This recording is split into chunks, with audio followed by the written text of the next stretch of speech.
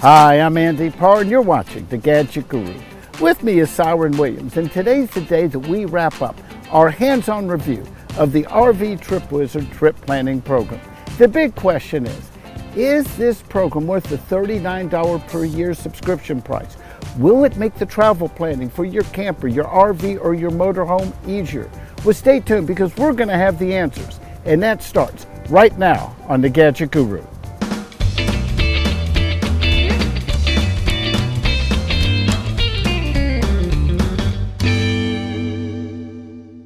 Before we get started with our evaluation and opinion of the RV Trip Wizard, let me formally introduce you to Siren. Now, if you're a regular viewer of my channel, you've seen her pop on and off of some of our videos. Well, what you might not know is that she has quite a life when she's not traveling on a motorhome. So I'm just going to ask you, what is it that you do? Well, I'm considered what's now called a social media influencer. So I run an influencing business. And what I do is I partner with a variety of companies, huge companies, small companies, it doesn't matter. And I create content for them, which means that I create video or photos, things that they can post in their social media because they need things to post. So that's what I do. They send me product and I create the content for them. It's fairly simple. Some of the companies that I partner with are actually sponsors for my surfing and my music. I'm a singer-songwriter as well.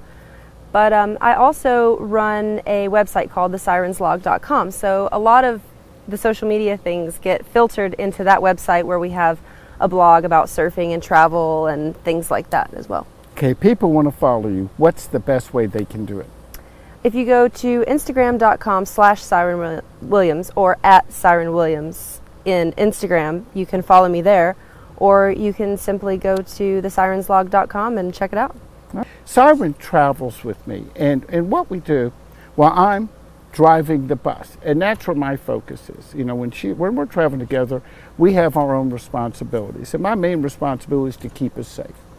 Now, you know, while we have a Garmin GPS, and that does a great way of keeping us on track, when we're taking longer trips, you know, I guess maybe I'm just a little bit too detailed, but I like to know when we're going, where are our rest stops, where are we going to stop for fuel? And when Siren's along, she takes on the navigation, I guess the tasks that are associated with that. She sits there with tablets and phones and everything. If I'm saying, okay, there's a rest area coming up, when's the next one after that? Instead of waiting for one of those blue signs, you're able to say, okay, it's 60 miles, or there's a Love's over here. She's able to zoom in on our routes and say, you know, this is an easy in, easy out. We got good ingress and egress. So with that said, when we plan this trip up here, and I don't know about you, but I don't want to say I get the heebie-jeebies. It's just kind of stressful to try to figure out, you know, which campground we're going to stay at. Remember, we're at a 45-foot Prevost. You can probably see it over my shoulder here.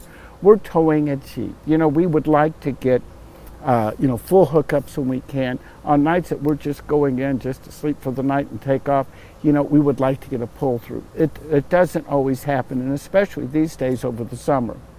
With RV sales just through the roof, it's more difficult to book campgrounds. Now, as I said in the first segment, last year I found the RV Trip Wizard program. A friend who was traveling with me, May, she found it. I looked at it, just gave it a brief overview. It was a little rough to use, so I just kind of put it off the wayside. This year, just a couple weeks before this trip up to Michigan from Florida, I pulled it back out, I logged in, and I have to tell you, I'm going to give you my initial impressions, and I know I'm going on long-winded. She's going to get her turn in a minute. When we look at the way we evaluate it, there's two parts to it. Before you embark on your trip, you know, the part where I'm spending on a computer, on a tablet, using the program.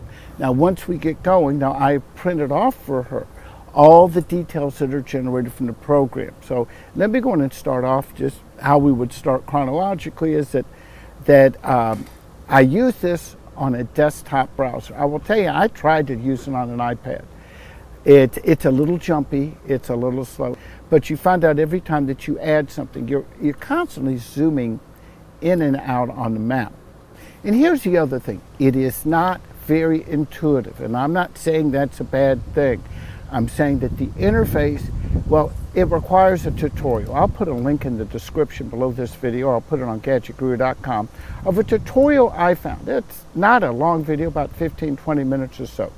But I tried using the program just blind, going in and using it. I was not having success.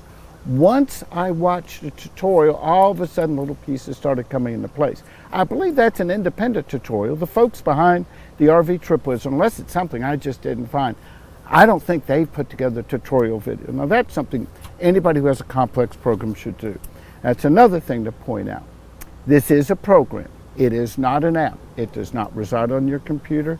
You're not downloading it to your computer or your iPad. You are logging in, you are going to their website, and your data is stored there. The good news is, if you have a computer crash and you've planned, a year's worth of trips out there, you don't have to worry about losing it. It's on their server. You just hope that that information is protected. The other thing to point out, this is not a replacement for an RV GPS. It does not have GPS built in. Yes, there are times that when you're starting a trip, instead of putting in the location you want to start from, if you want to start from your current location, you can click that button. I'm assuming it's using your IP addresses of doing this. Now, in a perfect world, or at least in my perfect world, instead of using a program to do this, I'd prefer to have an actual travel agent that I could call, and I could say, okay, I'm going to sign up with you for your services, whether it's an annual fee or a per trip fee. This is the size of my bus. I prefer to take this type of roads.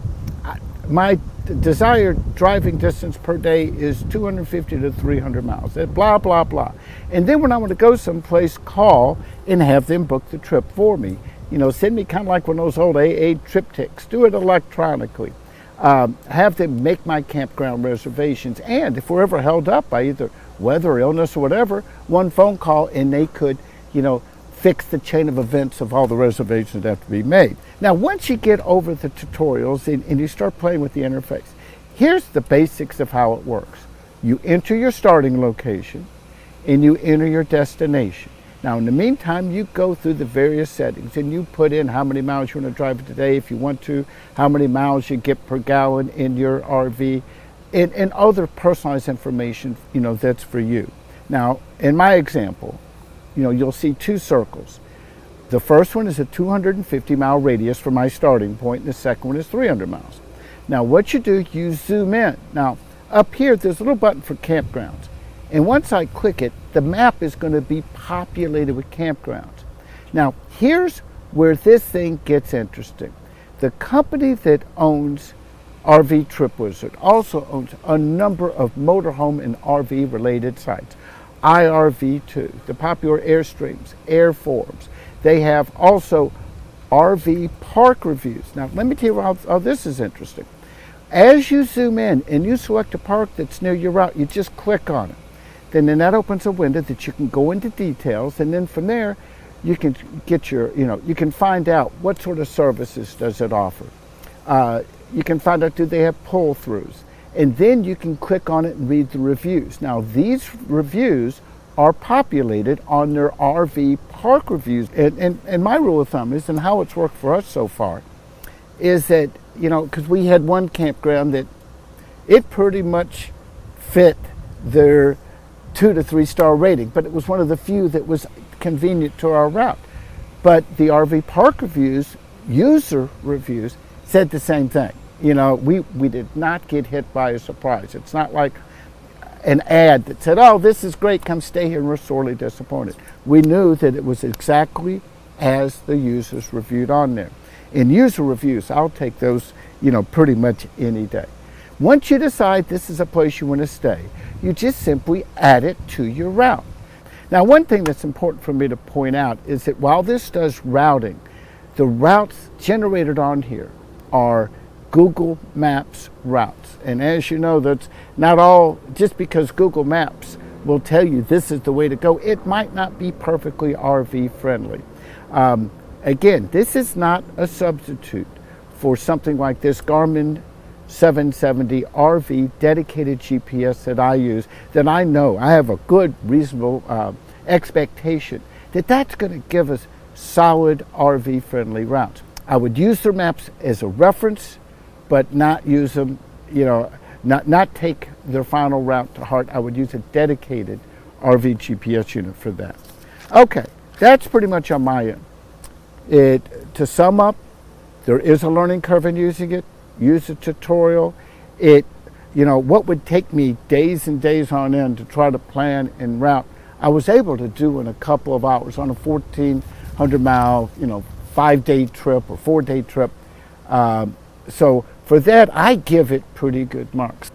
An important feature on here is that after I've done all my work, I can click a button and I can print out a route. And what I'll do, I'll either print, like on this trip, you were away, and then when you came up, I had like a little folder that had every leg of the trip and every stop on there. Now, you're getting ready to get on the bus. I have given you this information. What's your opinion? Well, the information that you give me is basically a printed copy of everything that you found, which is the truck stops, our fuel stations, rest stops, things like that. So it gives me the amount of miles from like wherever you are to the next place, to the next place, to the next, but it's not cumulative. I definitely think the program's worth using. I know it made my life easier. And when you give me that, what I do is I go through Google Maps and I zoom into every part of the trip and I look at lane changes, I look at exits, I look at the fuel stops, the rest stops, and I zoom in and I see which way we go and if they're easy in, easy out, or if they look complicated. So that way we know in advance if there are any that we definitely don't want to go to or if there are any that look really great. And we know the distance between each one. So that's really helpful for me. I wish that they would put cumulative mileage so that we knew, I mean, you can add the numbers together and that's not hard to do. But it would be great if there's so many columns and you've got your addresses and everything, which is very helpful as well. But it would be great if they had a column saying, this is how many miles this place is from where you started. I thought that would be helpful to have.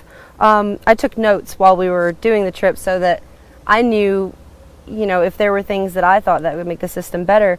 We got on the road at one point and there were rest areas that were closed and they were rest areas that we had really anticipated stopping at. And it would have been helpful to know if they were going to be closed in advance, but we didn't know. And we ended up going a little further than we wanted to, and that was okay, we made it work. But it would be great if they had access to that information so that if a rest area were closed, if they could just put that on the program and say, this one's closed for X amount of time. I don't know if they can access that. But the thing is, I think that data is available. Remember, this program is just basically a data aggregator that's bringing in all this other. If you go to the state highway websites, they typically have information on the status of opening and closing. So, RV Trip Wizard, Social Knowledge, or a competitor, do your homework. Find out a way to aggregate that data and bring it in. And in that way, let's say even a day before your trip, you could go back onto the trip you planned and you could see, oh, here's a red alert, this has changed. Right. Now, you also had a big bone to pick with them about mile markers. Yeah, the rest areas had mile markers, but the fuel stations didn't. So I had to go into, I could really only do it for Love's, but I went to the Love's website and I found all the mile markers for all of the Love stations that we were going to stop at. But for others, it was really tedious and difficult to get the mile marker, and it was a lot of extra work to try to go in and do that. But it was very simple for the Loves. So for a paid program, I guess they do a lot, but it would be nice if they had just some little things like that. That seems simple enough. Now, I know that while we're traveling, you have your phones. You're not just depending on this data. You're still coming up in real time. I know you do your homework the night before, too, and looking for real data. What do you say to people who say, hey, you're overthinking it. You could just have your phone there and zoom in and out. Do you think knowing all this information in advance, well before the Garmin GPS displays it, is it more helpful to you from the navigator seat point of view? Absolutely. I mean, I think if you're the type of person who wants to know where these things are and who definitely wants to make sure that they get a break in, ever so often, this is great information to have up front, and then you know where everything is, and it's just simple. It's right at your fingertips. So, yeah, I think it's helpful. Okay. Now, from your point of view, is this thing worth having? Should we continue our subscription? I definitely think so. I know it saved you some time, And it definitely saved me some time as well, because I already knew where the rest stops were and the fuel stations. So all I had to do was go in and check them out and make sure they were really there, because we did have some issues with some things being labeled wrong. And yeah, and that's good to point out. The information we're getting on there is not 100% you have to double accurate. check it. There was one situation I remember we're going, was it north on 23 or 75? I forget. On 75. And they had a rest area, but they had it, you could see it on the map that it was on our route. We could zoom in and see it, but it had it listed, it was on highway or Interstate 69 or something, right, which was east-west while we're going north-south. Yeah. So there's some bugs in there. They need to get in there, and granted, I know it's a huge job going through every highway, but after all, that's what the users are doing. Let's get the owners to do that. I mean, right. I think that's fair. Any other words of wisdom? No, I think that's about it. I wish they would have put that Truckers Haven on there. We would have stopped there. Yeah, that was interesting. On which highway was that on? 75? 75, I believe. It was going through, I believe, Tennessee. You know, again, if people think I'm a little crazy about knowing where rest stops are, let me tell you, I'm not a young guy. You know, there's one, you know, we have our own bathrooms and everything. Having a rest area, to pull around, to just keep yourself alert, to go do a walk around the bus, to make sure your tires look good, look underneath, check your tow car, to know where those are, and to have them where you can stop out. Again, stretch your legs, keep yourself healthy, especially on longer days. You know, I don't really like to go, at the beginning of the day, I might go 2 hours at a time, but you know, then after stopping every hour, I think is just a very healthy, safe, and responsible thing to do. Knowing where all those things are is just a very, very good thing. But the thing with the Truckers Haven, I don't know why that wasn't on here. Here's what this is. When we're going, we see a sign that says Truckers Haven coming up or something, and then we see it's a way station. Well, it is a way station. You pull over into the way station, but then if you bear right while the truckers are going left to get way, there is a big, massive truck and RV, you know, parking spaces that you can go right in there. When we were going by, we thought it was kind of strange. We saw campers and RVs going into the entrance. Mm-hmm. There was no mention of this whatsoever on the RV Trip Wizard. Please add those types of things in. There's other sort of these, like, you know, quick trucker and RV stops on highways. I would like to see those incorporated too. Okay, so we know you like it, that it made your trip easier. I'm going to tell you on my end, I'm putting a buy rating on it. $39 a year on an annual subscription is, let me tell you something, it's a real no-brainer. For more information on RV Trip Wizard, go to rvtripwizard.com. As always, whenever I do a video, I do a blog post on gadgetguru.com. It gives me a way to update the story with things I might have forgotten to put in the video. You can follow Siren at instagram.com/SirenWilliams. To keep up with the Gadget Guru, just go to facebook.com/thegadgetguru, and don't forget to subscribe right here on YouTube. And if you like this video, you're surely going to like one of these. I cover motorhomes, drones, campgrounds, all kinds of recreational products and services. That's it for now. I'm the Gadget Guru, Andy Parr.